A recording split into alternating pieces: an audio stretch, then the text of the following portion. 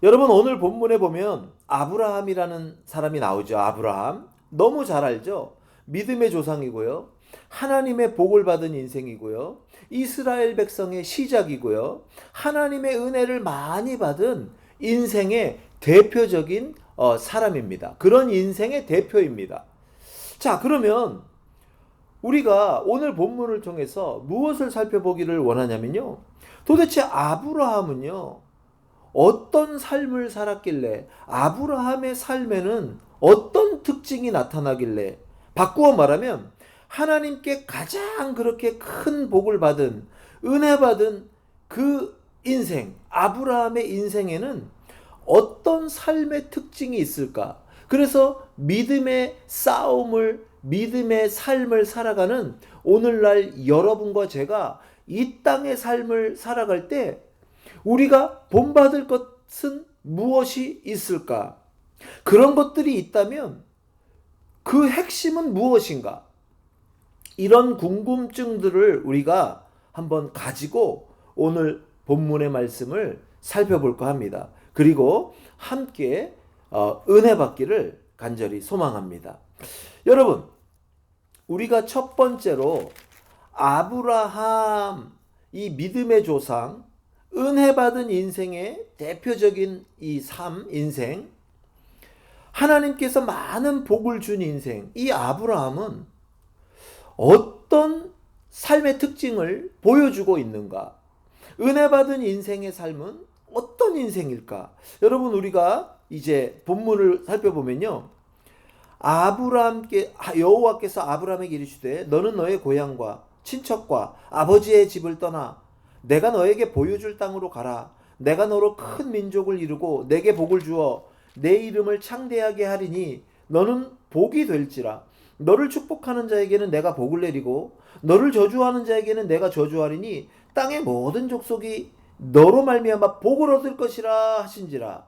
여러분, 이렇게 복을 주시고 복된 인생, 내가 너에게 많은 은혜로 채워주리라. 네가 그런 인생이 되리라. 그런데요, 하나님께서 그런 인생을 만들어 주신다고 작정을 하였지만 대신에 아브라함이 행해야 될 일도 말씀해 주세요. 그게 뭐예요?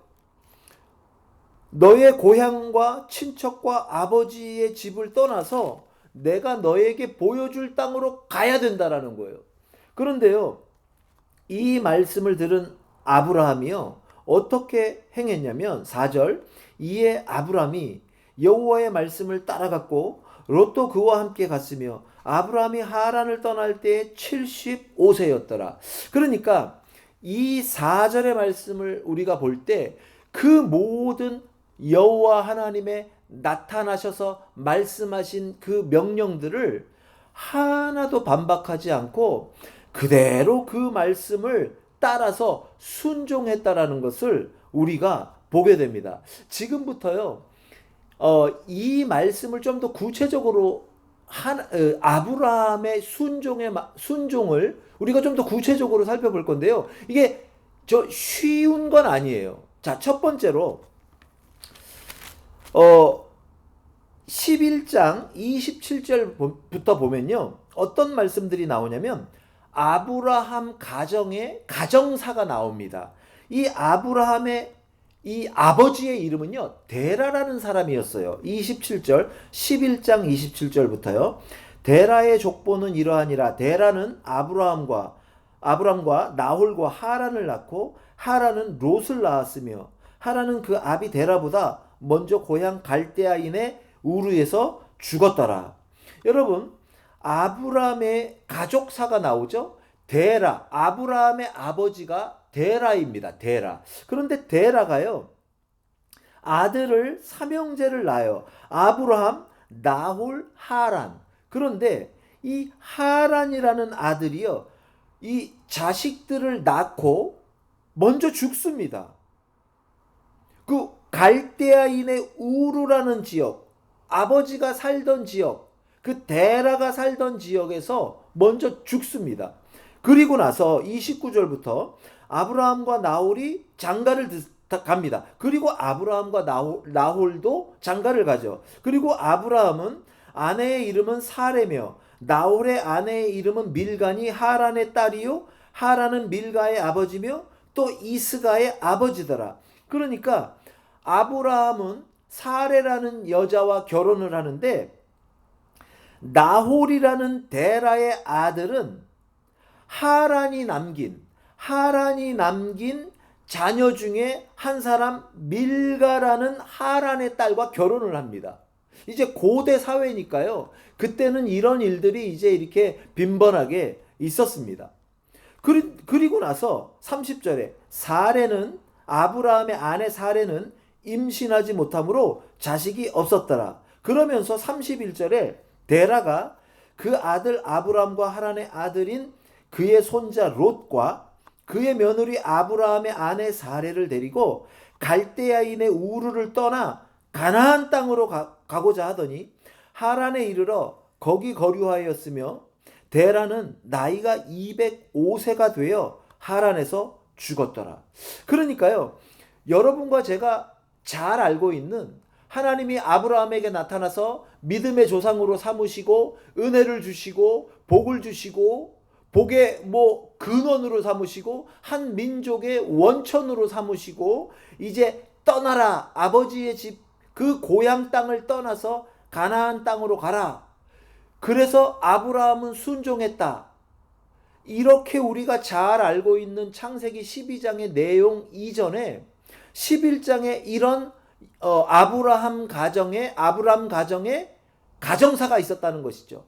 그런데요, 여러분, 우리가 쉽게 읽어보면은 그냥 그러려니 하고 넘어갈 수 있는 이 내용을 가만히 보면요, 이 데라의 삶을 보면요, 자녀가 있는데 자녀가 나보다 먼저 세상을 떠납니다. 그리고 자녀들을 낳았는데 그 아버지로서, 그 할아버지로서 얼마나 그 자녀들을 아버지가 먼저 죽고 부모가 먼저 죽은 그 손자 손녀들을 바라보는 마음이 얼마나 이렇게 아팠겠어요. 여러분, 우리가 성경을 읽다 보면요, 성경에 짧게 기록되어 있는 그런 문장들이기 때문에 때로는 그냥 어떤 감정 없이 쓱쓱 읽고 넘어갈 때가 많거든요. 그런데 잠깐만 멈추어서 우리가 현재의 우리의 삶에 조금만 대입을 해보면요, 이런 내용이잖아요. 여러분, 어떤 사람이 자녀를 셋을 낳습니다. 아들 셋을 낳는데요, 그 중에 가장 사랑하는, 가장 이렇게 아끼는 아들이 죽었다. 먼저 죽었다, 나보다. 그런데 자녀를 이 땅에 몇 명, 그러니까 손녀를 낳고 죽었는데 부모 없이 자라는 그 손자 손녀들을 바라볼 때, 여러분, 자녀를 먼저 이 땅에서 떠나보냈다. 이게요, 참 쉬운 문제가 아니잖아요. 그렇죠? 여러분도 그렇고 저도 그렇고 자녀들을 사랑하는 마음들이 다 큰데요, 이게 보통 이렇게 그냥 쉽게 넘어갈 문제가 아니란 말이에요. 그래서 어쨌든 그런 아픔이 있는 가정 속에서 데라가 어느 날 갈대아 우르를 떠나기로 결정을 하고 가나안 땅을 향하여 가는 거예요. 그런데 가다가 하란이라는 도시에 머물러서 거기 거류합니다. 처음에는요, 잠깐 있다가 이제 몸 좀 회복하고 이 당시 시절에는요, 워낙에 걸어 다니는 거였잖아요. 그러니까 조금만 정비 좀 하고 또 가나안 땅으로 계속 가자, 아마 그런 마음으로 하란이라는 도시에 머물렀을 수 있어요. 그런데 어때요? 참 인간의 삶이요, 잘 이렇게 계획된 대로 잘 안 될 때가 많잖아요. 가족을 다 데리고 갈대아인의 우르를 떠나 가나안 땅으로 가고자 하더니 이게 처음 아브라함의 아버지 데라의 계획이었어요. 그런데 그 잠깐 중간에 머물러서 정비 좀 하려고 머물렀던 그 하란에서 데라는 나이가 205세가 되어 하란에서 죽었더라. 그냥 거기서 205세까지 살다가 데라는 죽습니다. 거기에 누구도 같이 있는 거죠. 그 하란에 바로 12장의 아브라함, 12장에 나타나는 아브라함도 거기 거류하고 있는 거예요. 그런데 어느 날 그렇게 살고 있는, 하란에서 살고 있는 그 아브라함에게 하나님이 나타나신 거예요. 그리고 너의 고향과 친척과 아버지의 집을 떠나 내가 너에게 보여줄 땅으로 가라. 이 땅이 바로 가나안으로 가는 땅이었단 말이에요. 그런데 원래는요, 처음부터 아브라함에게 하나님이 나타나서 아브라함에게 가나안으로 가라라고 한 게 아니라는 걸 우리가 이미 알고 있죠. 왜요? 사실은 아브라함의 아버지 데라가 가나안으로 가는 중이었다라는 거죠. 그러다가 하란에 머물고 하란에서 더 이상 가나안으로 안 가는 거예요. 여러분, 어떻게 보면요, 이 하란은요, 머무르면 안 되는 도시였을 수 있어요. 그렇죠? 왜요? 아브라함의 아버지 데라의 목적지도 가나안이었어요. 하란이 아니었다고요. 그리고 12장 1절부터 쭉 보면 아브라함에게 하나님께서 빨리 떠나라, 이 땅을 떠나라, 계속해서 가나안으로 가라 라고 독촉하는 듯한 모습을 우리가 보게 되잖아요. 그러니까 이 하란이라는 지역에서 내 인생의 추억이 있고 아버지와의 삶이 있고 데라가 205세가 되도록 하란에서 머물면서 이룬 삶의 기반이 있고, 그렇죠? 여러 가지 이 인간적인 관계들, 사업적인 관계들, 삶을 살아가는데 필요한 여러 가지 바탕들이 이미 하란에서 싹쓸 틔우고 있었다는 거죠. 그런데 이런 기반을 다 놓고 하나님께서는 아브라함에게 계속해서 가나안으로 가라고 하시는 거예요. 여러분, 오늘날과 같이요, 어딜 가나 도시가 있고 어떤 시스템이 있고 경찰이 있고 법이 있고 사람을 도와줄 수 있고 이런 시대가 아니잖아요. 이 고대 사회에는요, 내가 지금 도움을 받을 만한 나의 삶의 근간이 있는 이 지역을 떠나서 어느 다른 먼 지역으로 간다라는 것은요, 이게 어떻게 보면 목숨을 내걸고 하는 일이란 말이에요. 오늘날과 같지 않단 말이에요. 이때 아브라함이 이렇게 여러 가지 삶이 잘 정착되어 있는 하란을 떠난다? 그것도 75세의 이 나이가 든 나이에? 이게요, 여러분, 쉬운 일이 결코 아니었다라는 것이죠. 그럼에도 불구하고 아브라함은 어떻습니까? 4절, 오늘 본문 12장 4절. 이에 아브라함이 여호와의 말씀을 따라갔고.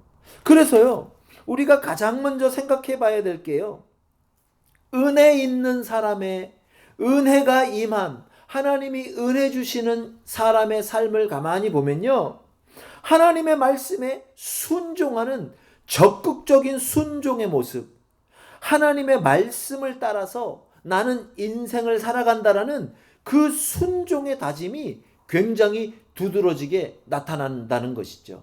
사랑하는 성도 여러분, 오늘 이 본문을 통해서 우리가 참 여러 가지 것들이 하나님을 순종하기 힘들게 만드는 그런 시대에 우리가 살고 있음을 우리가 고백할 수밖에 없습니다. 그럼에도 불구하고 이 시대와 이 세대의 세태가 어떻게 변하든 여러분 기억하시기 바랍니다.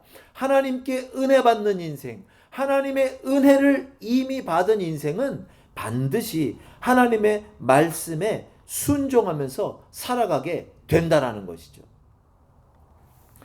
여러분, 때로는요, 인생을 살아갈 때 여러 가지 일들 중에 하나가, 오늘날 한국을 보면요, 흑수저, 금수저 이런 얘기들도 많이 하잖아요. 여러분, 나만 잘한다고 되는 삶이 아니고 내 하나의 인생을 여러 가지 주변에서 서포트해주고 좀 도와주고 이런 게 굉장히 중요하다. 그런데 그게 없어. 내 삶엔 그런 게 없어. 그러면서 한탄조로 말하는 게 나는 흙수저야. 이런 말씀이잖아요. 그렇죠? 이런 내용이잖아요. 그런데요, 여러분, 우리 믿는 자들은, 하나님의 말씀에 순종하면서 사는 자들은 그 영향력들을 오히려 하나님의 말씀으로 뛰어넘을 수 있다라는 이 확신을 가지고 우리가 이 땅을 살아가야 될 줄 믿습니다. 여러분 보십시오. 아브라함은요, 어쨌든 가나안으로 가야 돼요. 그것이 하나님의 뜻이에요.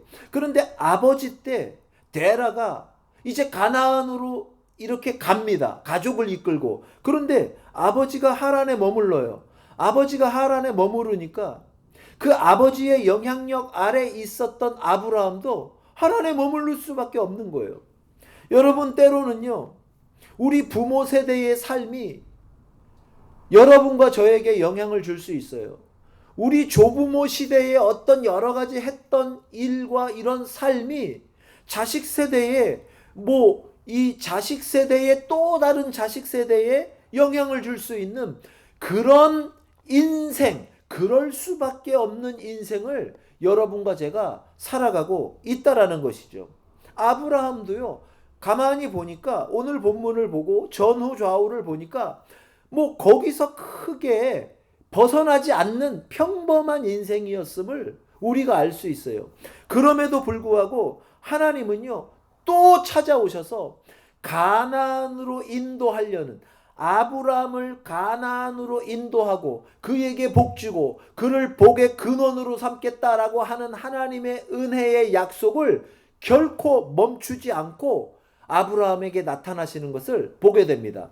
사랑하는 성도 여러분, 비단 개인의 삶뿐만이겠습니까? 오늘날 교회를 봐도요, 전부 자조 섞인 말들이 저뿐만 아니고 여러 한탄조의 교회를 바라보고 한탄조로 말하는 여러 우려들이 오늘날 우리 귀에 많이 들리는 시대 아닙니까? 그런데요, 여러분 기억하시기 바랍니다. 이 시대의 기독교가, 여러분과 저의 시대의 이 기독교가 정말 답답할 정도로 한탄이 나올 정도의 모습을 보이는 기독교라 하더라도요, 여러분, 우리 하나님께서는요, 결코 여기서 멈추시는 분이 아니라는 거예요.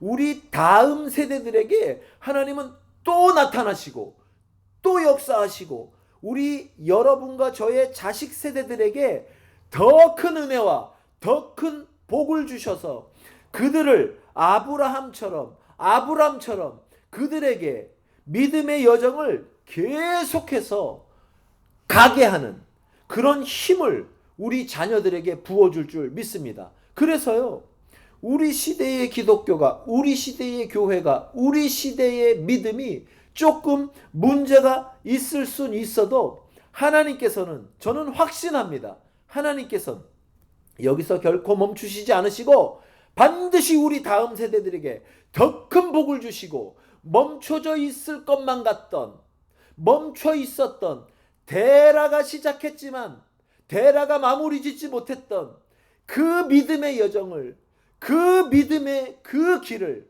반드시 이루고야 마시는 하나님의 은혜의 역사를 우리 다음 세대를 통하여 여러분과 제가 보게 될 거라는 것이죠. 이 원동력이 어디에 있냐면 반드시 하나님께서 우리에게 말씀하시고 우리 자녀들에게, 여러분과 저에게 나타나셨던 하나님이 여러분과 저의 자녀 세대에도 그대로 나타나셔서 그들에게 말씀하실 거라는, 말씀하시는 하나님이라는 것을 저와 여러분이 믿기 때문입니다. 어떻게 말씀하십니까? 아브라함에게 너는 너의 고향과 친척과 아버지의 집을 떠나 멈춰져 있던 그 신앙의 여정을 이제 그만 정리하고 내가 너에게 보여줄 땅으로 가라. 내가 너로 큰 민족을 이루고 너에게 복을 주어 내 이름을 창대하게 하리니 너는 복이 될지라. 이런 은혜를 우리 다음 세대에게 반드시 우리 하나님께서 주실 줄 믿습니다. 그리고 하나님께서는 그 일을 어떻게 행하시냐면, 아브라함이 이 말씀을 듣고, 이에 아브라함이 여호와의 말씀을 따라갔고 롯도 그와 함께 갔으며 아브라함이 하란을 떠날 때에 75세였더라. 어떤 상황에서도 순종하고자 하는 마음을 주심으로, 순종의 은혜를 주심으로 우리 자녀들 세대에 더욱더 큰 은혜로 그렇게 이루실 거라는 것이죠.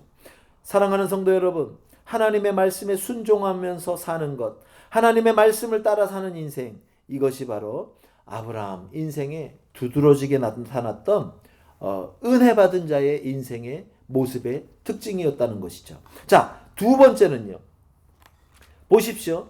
그래서 이제 아브라함이 떠납니다. 떠나고 어디로 이제 들어갑니까? 5절. 아브라함이 그의 아내 사레와 조카 롯과 하란에서 모은 모든 소유와 얻은 사람들을 이끌고 가나안 땅으로 가려고 떠나서 마침내 가나안 땅에 들어갔더라. 여러분, 이 여정이요, 우리가 성경으로 읽을 때는 마침내 가나안 땅으로 들어갔더라 이렇게 그냥 단순하게 들리잖아요. 그런데 이게 성경학자들이 이렇게 연구를 해보니까요, 그 거리가 거의 8,000km? 어마어마한 거리라는 것이죠. 그걸 다 걷고 걸어서 가는 거예요. 그래서 마침내 가나안 땅으로 그 노구를 이끌고 75세나 된 사람이 이제 들어갑니다. 그리고요, 이제 우리가 두 번째 살펴볼 내용이 이제 나오는데요. 계속해서 읽어보겠습니다. 아브라함이 그 땅을 지나 세겜 땅 모래상수리 나무에 이르니 그때에 가나안 사람이 그 땅에 거주하였더라. 여호와께서 아브라함에게 나타나시되 내가 이 땅을 네 자손에게 주리라 하신지라. 자기에게 나타나신 여호와께 그가 그곳에서 뭘 쌓고? 제단을 쌓고. 그렇죠? 그리고 8절, 거기서 베델 동쪽 산으로 옮겨 장막을 치니 서쪽은 베델이요 동쪽은 아이라. 그가 그곳에서 여호와께 또 뭘 쌓습니까? 제단을 쌓고 여호와의 이름을 부르니 점점 남방으로 옮겨갔더라. 여러분, 아브라함 삶의 특징의 두 번째 두드러지게 나타나는 것은요, 어디로 가든지 아브라함은 무슨 일을 당했든지 그냥 결론은, 마지막은 하나님께 예배드리는 것으로 끝납니다. 어디로 가든지 무슨 일을 당하든지 아브라함은 거기서 꼭 제단을 쌓아요. 그리고 여호와의 이름을 불렀다 이렇게 나옵니다. 오늘날로 치면 하나님께 예배드리는 삶을 멈추지 않았다, 예배드렸다, 이런 인생을 살았다라는 거예요. 여러분, 그런데요, 참 인생이 이게 잘 이해가 안 되죠. 하나님이 나타나서 가라 그런 땅이에요. 그리고 아브라함은 순종했어요. 어디로 가든지 예배드립니다. 하나님의 말씀을 따라 삽니다. 하나님께 거역하지 않았어요. 그런 인생을 사는 아브라함에게 참 힘든 삶이 닥치기 시작합니다. 여러분, 10절 제가 계속 읽어보겠습니다. 그 땅에 기근이 들었으므로 아브라함이 애굽에 거하려고 그리로 내려갔더니 이는 그 땅에 기근이 심하였습니다. 그가 애굽에 가까이 이르렀을 때에 그의 아내 사레에게 말하되 내가 알기에 그대는 아리따운 여인이라. 애굽 사람이 그대를 볼 때에 이르기를 이는 그의 아내라 하여 나는 죽이고 그대는 살리리니 원하건대 그대는 나의 누이라 하라. 그러면 내가 그대로 말미암아 안전하고 내 목숨이 그대로 말미암아 보존되리라 하니라. 아브라함이 애굽에 이르렀을 때에 애굽 사람들이 그 여인이 심히 아리따움을 보고 바로의 고관들도 그를 보고 바로 앞에서 칭찬하므로 그 여인을 바로의 궁으로 이끌어들인지라. 이에 바로가 그로 말미암아 아브라함을 후대함으로 아브라함이 양과 소와 노비와 암수 나귀와 낙태를 얻었더라. 여호와께서 아브라함의 아내 사레의 일로 바로와 그 집에 큰 재앙을 내리신지라. 바로가 아브라함을 불러서 이르되 네가 어찌하여 나에게 이렇게 행하였느냐? 내가 어찌하여 그를 네 아내라고 내게 말하지 아니하였느냐? 내가 어찌 그를 누이라 하여 내가 그를 데려다가 아내를 삼게 하였느냐? 네 아내가 여기 있으니 이제 데려가라 하고 바로가 사람들에게 그의 일을 명하매 그들이 함께 그의 아내와 그의 모든 소유를 보내었더라. 여러분, 이게요 보통 일이 아니에요. 한번 정리를 해보면 이래요. 자, 하나님이 나타나셨어요. 가나안으로 가래요. 순종했어요. 어디로 가든지 예배드립니다. 하나님의 앞에서 믿음의 삶을 삽니다. 여러분, 뭐가 문제예요? 아브라함은요 결코 복만 받아야 되지 인생의 어떤 여러 가지 환난과는 상관없는 사람을 살 것만 같잖아요. 그런데요, 아브라함이 가나안에 가자마자 그 땅에 어떤 일이 벌어집니까? 심한 기근이 들어요. 가뭄이 들어요. 살 수가 없어요. 그래서 애굽으로 내려갑니다. 살기 위해서. 애굽에는 가뭄이 좀 덜했고 물이 넉넉히 있었던 것 같죠. 그렇죠? 그런데 애굽에 내려갔더니 외지인이 들어오는데 사레의 그 아리따움을 보고 애굽 왕이 아내로 데려갑니다. 그런데 놀라운 사실은 아브라함이 그 사람들에게 잘못된 정보를 줘요. 왜요? 당신을 차지하기 위해서 나머지 식구들은 다 죽일 수도 있다. 내가 무서우니까 그냥 아내라 하지 말고 누이라 하자. 이렇게 말을 해요. 그 누이라고 소개를 합니다. 그러니까 애굽 왕이 그냥 별 생각 없이 아내로 삼아요. 그 궁으로 데려갑니다. 그런데요, 성경에 보니까 여호와께서 아브라함의 아내 사레의 일로 바로와 그 집에 큰 재앙을 내리신지라. 뭐 자세하게는 소개되어 있지 않지만 아주 큰 재앙을 내렸다. 뭐 난리가 난 거예요. 바로의 궁 안에, 바로의 그 가족 안에 난리가 난 거예요. 하나님이 재앙을 내리십니다. 그랬더 나중에 알고 봤더니 이 재앙의 근원이 내가 그 여자를 데리고 온 거예요. 그래서 아브라함을 부릅니다. 왜 나를 속였냐고. 너 때문에, 네가 그 속인 것 때문에 네 아내를 아내라고 안 하고 누이라고 한 그 사실 때문에 망할 뻔했다고. 얼른 나가라고. 애굽에서 나가라고 쫓아내 버립니다. 여러분, 인생을 살다 보면요, 가위로 잘라서 그 인생의 부분을 드러내고 싶은 삶의 모습들이 여러분과 저에게 있을 수 있어요. 그렇죠? 참 놀라운 것은요, 우리가 어디서 넘어지냐면요, 믿는 사람들이 어디서 자꾸 시험이 드냐면요, 내가 하나님의 백성이고 나 하나님 잘 섬기고 여태까지 하나님 앞에 큰 이렇게 잘못된 행동하지 않고 늘 예배드리고 신실하게 하나님의 말씀을 잘 따르고 말씀대로 잘 인생을 살았다라고 자부할 때가 있잖아요. 그런 생각이 드는 인생들 있잖아요. 그런데 그것과는 상관없이 이상하게 삶에 여러 가지 환난과 핍박과 좌절되는 일과 낭만과 고통이 찾아온단 말이에요. 그럴 때요, 믿는 사람들이요, 거기서 넘어질 때가 많거든요. 하나님, 왜 내 인생에 내가 뭘 잘못했길래 내 삶이 이렇게 폭풍우와 같은 일들에 휘말리게 됩니까? 여러분, 이때 우리가 참 시험 들기 쉽거든요. 여러분, 그렇지 않습니까?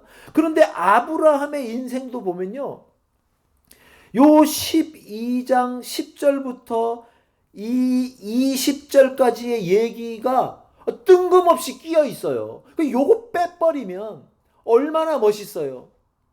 하나님께 은혜 많이 받은 사람의 인생이 이렇게 복받았다. 하나님께 순종했더니, 예배드렸더니 이렇게 복받았다. 여러분, 인간은 그러고 싶잖아요. 이거 잘라내버리고 싶잖아요. 이 얼마나 치욕스럽습니까? 아내를 누이라고 속여서 아내가 그냥 이 어떤 애굽 왕에게 그냥 시집 가는 것처럼 끌려가게 되고. 여러분, 왜 이런 치욕스러운 얘기를 하나님께서 이렇게 넣어놨을까요? 여러분, 이제 결론은 제가 조금 이따 말씀드리고요, 그 이후에 아브라함이 어떻게 했는지 한번 보시겠습니다. 13장 1절부터 아브라함이 애굽에서 그와 그의 아내와 모든 소유와 롯과 함께 네겝으로 올라가니 아브라함에게 가축과 은과 금이 풍부하였더라. 그가 네겝에서부터 길을 떠나 베델에 이르며, 여러분 이제 무슨 말씀인지 아시겠죠? 애굽을 떠나서 네겝까지 가고 네겝에서 이제 떠나 베델에 이르며, 근데 이 베델이 어디냐면요, 베델과 아이 사이 곧 전에 장막 쳤던 곳에 이르니, 여러분 이 조금 전에 우리가 읽었던 12장 우리 본문 말씀에 보면 베델 동쪽 산으로 옮겨 장막을 치니 서쪽은 베델이요 동쪽은 아이라. 그곳에서 제단을 쌓고 여호와의 이름을 부르더니, 거기 있죠. 거기까지 다시 온 거예요. 다시. 그리고 그곳에서 여러분 아브라함이 어떻게 하는가 보십시오. 4절 우리 같이 읽겠습니다. 시작. 그가 처음으로 제단을 쌓은 곳이라. 그가 거기서 여호와의 이름을 불렀더라. 여러분 무슨 말씀인지 아시겠어요? 이 치욕스러운 인생의 일을 겪습니다. 그리고 아브라함이 도망치듯 식구들과 소유를 이끌고 도망치듯이 애굽을 빠져나옵니다. 그리고 결국엔 어디로 가요? 다시 예전에 그 하나님께 진쳤던 그 베델과 아이 사이로 다시 갔다는 거예요. 그리고 여러분 거기서 아브라함이 뭐해요? 오늘 본문은 아니지만 우리 13장 4절에 보니까 그가 처음으로 제단을 쌓은 곳이라. 그가 거기서 여호와의 이름을 불렀더라. 또 뭐 해요? 또 예배드려요. 그곳에서요. 그 실패의 현장을 벗어나서요. 하나님께 예배드렸던 그곳으로 다시 와서요. 거기서 뭐 해요? 또 예배드립니다. 어떻게 보면 뭐 예배드릴 정신이 없을 것 같아. 제가 볼 때는 자책하고 낭망하고 내 인생을 저주하고 그 치욕의 이를 갈고 내가 왜 그랬을까? 내가 왜 그렇게 바보 같은 짓을 했지? 하나님 살아계신데 하나님이 가라 그래서 갔으니까 책임져 주셨을 텐데 그까짓 내가 그거 못 참고 내가 왜 그런 일을 했지? 왜 그런 일을 만들었지? 얼마나 자책하면서 거기서 통곡이라도 했을 것 같은데요. 뭐 했겠죠. 제가 봤을 때는 남들이 보지 않는 곳에서 분명히 그렇게 했을 것 같아요. 아브라함이. 그런데 성경은 그런 것을 기록하지 않고 아브라함이 그런 상황에서도 거기서 또 하나님의 이름을 불렀다. 예배드렸다. 제사드렸다. 제단을 쌓았다. 이렇게 기록하고 있습니다. 사랑하는 성도 여러분, 인생을 살다 보면요. 정말 빼버리고 싶은 인생의 여러 가지 치욕스러운 일들이 있을 수 있거든요. 인생을 살다 보면. 너무너무 후회되는 그 말과 행동들, 그 사건들, 나에게 너무 고통스러운 상처를 줬던, 너무 치명적인 치욕스러운 기억을 줬던 그 사건들이 있을 수 있거든요. 아브라함도 그랬다고 성경은 기록을 해요. 이거 잘라버렸으면 좋겠는데요. 진짜 가위로 싹둑싹둑. 그렇죠? 그래서 좋고 좋은 것만 이어붙여서 내 인생에 그런 기억은 없었어 라고 그렇게 살고 싶은 게 인생의 마음인데요. 현실은 그렇지 않을 수 있다는 것이죠. 여러분, 그럴 때 여러분과 저는 어떻게 합니까? 아브라함은요. 이 복받은 인생은요. 하나님의 많은 은혜를 받았던 이 인생은요. 그 사건 속에서도 하나님께 예배를 드립니다. 여러분, 아브라함은요. 어떤 일을 당하든지 어디로 가든지 하나님께 예배드리고 제사드리는 인생을 살았습니다. 사랑하는 성도 여러분, 하나님의 은혜가 임했다는 게 다른 게 아니에요. 우리의 인생이 완전히 저 주변의 다른 사람들의 삶과 완전히 뭔가 다르게 살아야 그게 은혜 받은 증거가 아니라는 것을 우리가 오늘 본문을 통해서 알게 되는 거예요. 오히려 더 큰 사고 치는 거 우리가 보잖아요. 그렇죠? 더 큰 치욕의 주인공인 것을 우리가 보게 되잖아요. 그런데요. 뭐가 은혜 받은 자냐 그러면 뭐가 복 받은 사람의 인생의 특징이냐? 그 상처 속에서 또 예배드리는 거예요. 또 하나님을 찾는 거예요. 또 하나님의 품으로 기어 들어가는 거예요. 우리가 이것을 복 받은 인생이다. 하나님이 은혜 주신 인생이다. 이렇게 볼 수 있는 것이죠. 사랑하는 성도 여러분, 어떤 인생의 사건과 일들을 만나건 여러분 예배드리는 인생을 멈추지 않기를 주님의 이름으로 축원합니다. 그게 바로 은혜 받은 사람의 특징적인 삶이라는 것이죠. 자, 이제 마지막 결론입니다. 마지막으로 살펴볼 것은요, 하나님께서 아브라함에게 복 주셨잖아요. 은혜 주셨잖아요. 아브라함은 그 복 받은 인생의 대표잖아요. 그러면 도대체 뭐가 복 받은 인생인가? 어떤 특징이 아브라함의 삶에 두드러지게 나타나는가? 그것은 바로, 여러분, 저를 한번 따라해 보겠습니다. 하나님께서 그의 인생에 끊임없이 개입하신다. 여러분, 어떤 사건과 상황이 닥칠 때마다 하나님께서 계속 그의 인생에 개입하십니다. 자, 아까 12장 1절에 여호와께서 아브라함에게 이르시되 너는 너의 고향과 친척과 아버지의 집을 떠나서 내가 너에게 보여줄 땅으로, 가나안 땅으로 가라. 여러분, 하나님께서요, 아브라함의 아버지 데라가 205세가 되어서 하란에 죽을 때까지 가나안 땅에 가지 못하고 하란에서 머물고 있던 아브라함에게 뭐 하세요? 그의 인생에, 아브라함의 인생, 아버지의 데라의 삶에 영향을 받아서 아브라함이 반드시 가나안 땅으로 가야만 되는 인생임에도 불구하고 그 데라의 영향력 때문에 하란에 머물러 버린, 아버지 데라가 하란에서 머물러서 205살 먹도록 죽을 때까지 멈춰버렸던 그 인생을 살고 있을 때 하나님께서 내버려 두지 않으시고 아브라함의 인생에 개입하시는 걸 우리가 보게 됩니다. 개입하셔서 어떻게 합니까? 막 흔들어 깨웁니다. 떠나, 떠나, 떠나. 여기서 멈춰선 안 돼. 여러분, 12장 10절부터 20절에 이 아브라함의 치욕스러운 인생의 치욕으로 남을 어떤 사건이 벌어진 것 우리가 이제 좀 전에 살펴봤잖아요. 그런데 이게 완전히 이제 아내 사례를 애굽 왕에게 뺏기고 이제 뭐 그냥 그 인생이 거기서 끝나야 되는 그런 데까지 간 거예요. 그런데 그때 여러분, 하나님께서 그 인생 가운데 개입하십니다. 17절 2장 17절 여호와께서 아브라함의 아내 사레의 일로 바로와 그 집에 큰 재앙을 내리신지라. 그렇죠? 여러분, 하나님께서요 바로 개입해요.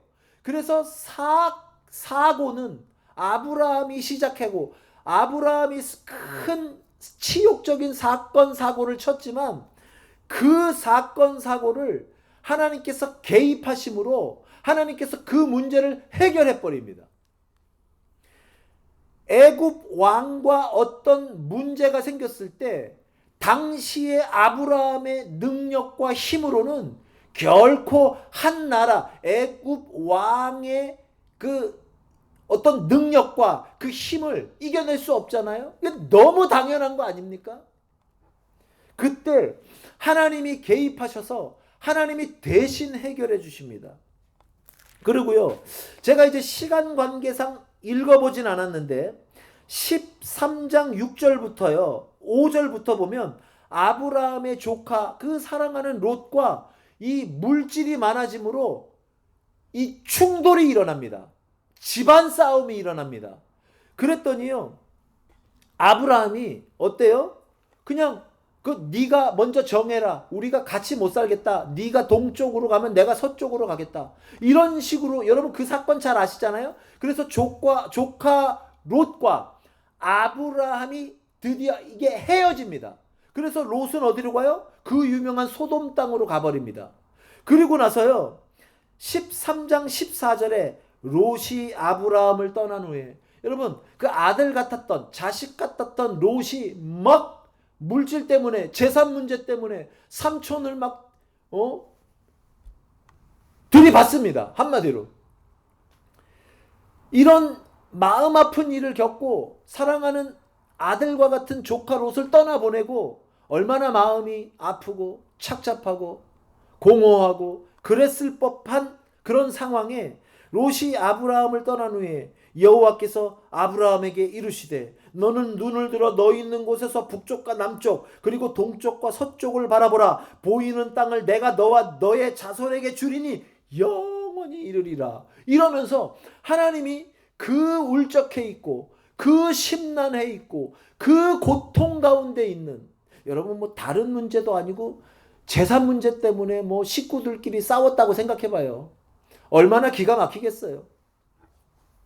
그런데 그때 하나님이 아브라함의 인생에 또 개입하십니다. 이 개입했다 이 얘기는 아브라함의 인생에 찾아오셔서 아브라함에게 말씀하시고 아브라함에게 어떤 방향을 보여주시고 소망을 주시고 힘을 주시고 능력을 주시고 마음을 위로하시고 어루만져 주시고 그렇게 했다라는 거예요. 여러분, 신학과 철학 이론 중에요, 이신론이라는 이런 사상이 있습니다. 이신론. 여러분, 이 이신론, 데이즘, 이 이신론이라는 것은요, 17, 18세기 계몽주의 시대에 등장한 그런 어떤 철학과 신학 사상입니다. 이 이신론이라는 것은요, 다른 게 아니에요. 이런 거예요. 한번 들어보십시오. 신이 세상을 창조했지만 창조한 이후에는 직접적으로 그 창조주 신이 개입하지 않고 인간의 삶에 개입하지 않고 그냥 자연 법칙에 따라 그냥 운행되도록 인생을 그대로 내버려 둔다, 놔둔다. 이런 사상이 이신론이에요. 그러니까요, 하나님의 나타나심, 그러니까 신의 나타나심, 계시나 기적적인 개입 대신에 인간의 이성과 자연 법칙만이 인간의 삶을 살아나가는데 그 삶을 변화시키는 요인이 된다. 원인이 된다. 신은 아니다. 종교적 진리는 성경의 계시가 아니라, 그러니까 하나님이 나타나심이 아니고 성경 말씀이 아니고 인간의 이성과 경험을 통해서 도달할 수 있다.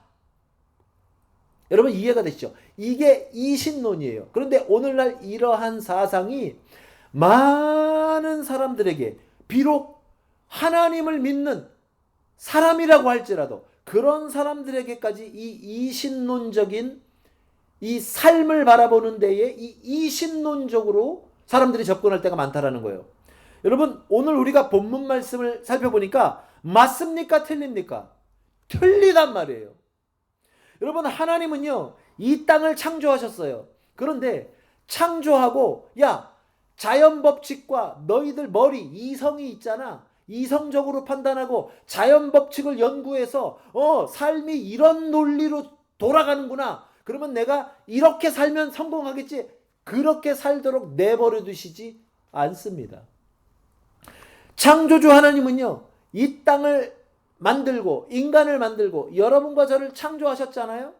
그리고요, 여러분 저를 한번 따라보겠습니다. 그리고 적극적으로 개입하신다. 할렐루야. 이게 성경에서 나타난 하나님이에요. 이게. 그래서요, 오늘 본문을 보세요. 아브라함이요, 무슨 일이 있을 때마다, 그렇죠? 어떤 사건이 있을 때마다 누가 나타납니까? 누가 나타나요? 하나님이 나타나요. 그리고 마음이 힘들 때, 외롭고 공허하고 마음이 참 그 조카로 때문에, 이 집안 문제 때문에, 재산 싸움 때문에 막 싸웠어. 얼마나 마음이 뒤숭숭해요. 그리고 조카는 떠나버려요. 홀로 남겨진 아브라함에게 누가 나타나요? 하나님이 나타나요. 하나님이 아브라함의 인생에 개입하세요. 그리고 어때요? 위로해 주십니다. 그 마음을 어루만져 주시고 낙심될 것 같았던 그 시기를 하나님이 붙들어 주십니다. 함께 해 주십니다. 힘 주시고 능력 주십니다. 그리고 새 소망을 주십니다.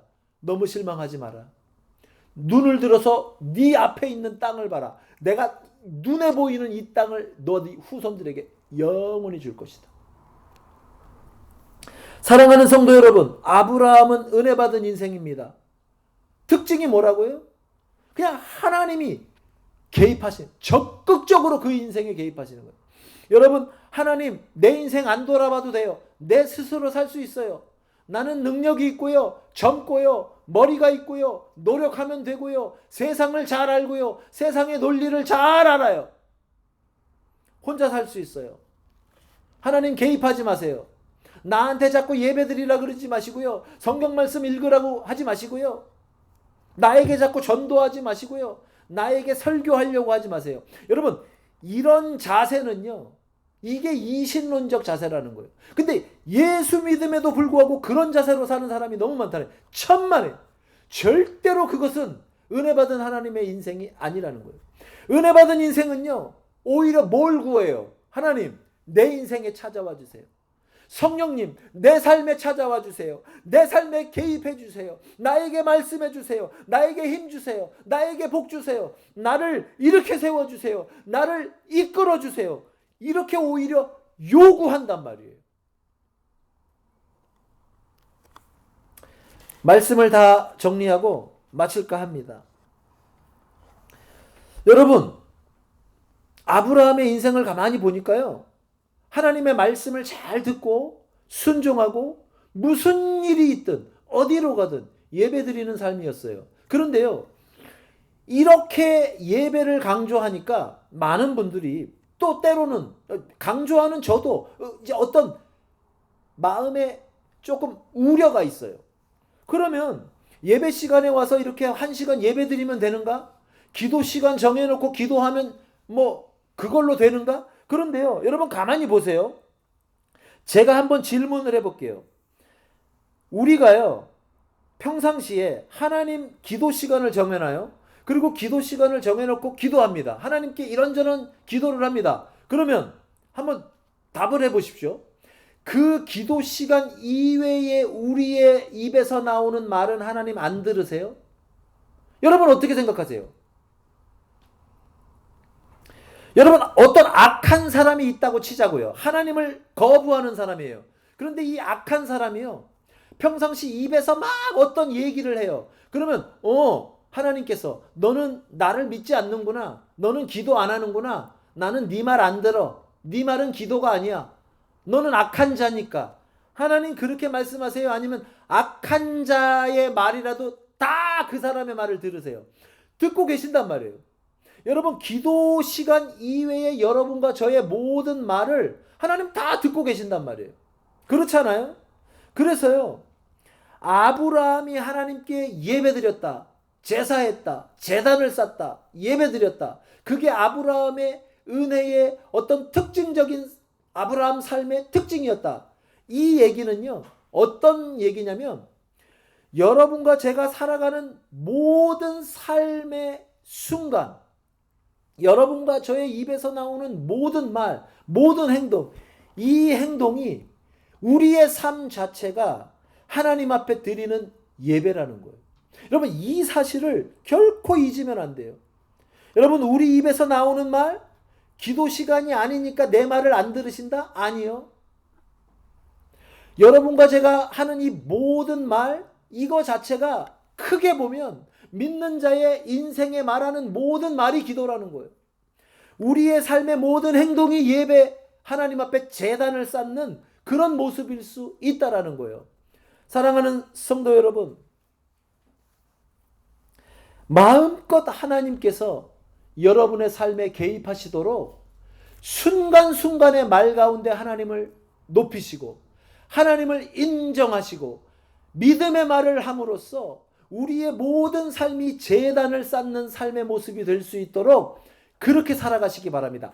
그게 아브라함이었다라는 거예요. 그게.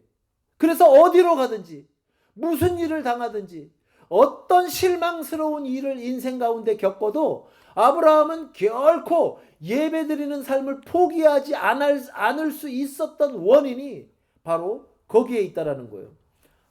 사랑하는 성도 여러분, 여러분과 제가 모두 아브라함과 같이 믿음의 사람이 되길 바랍니다. 은혜 받는 인생이 되길 바랍니다. 그런 삶의 특징이 여러분과 저의 삶에서도 강하게 두드러지게 나타나기를 주님의 이름으로 축원합니다. 여러분, 기도하시겠습니다.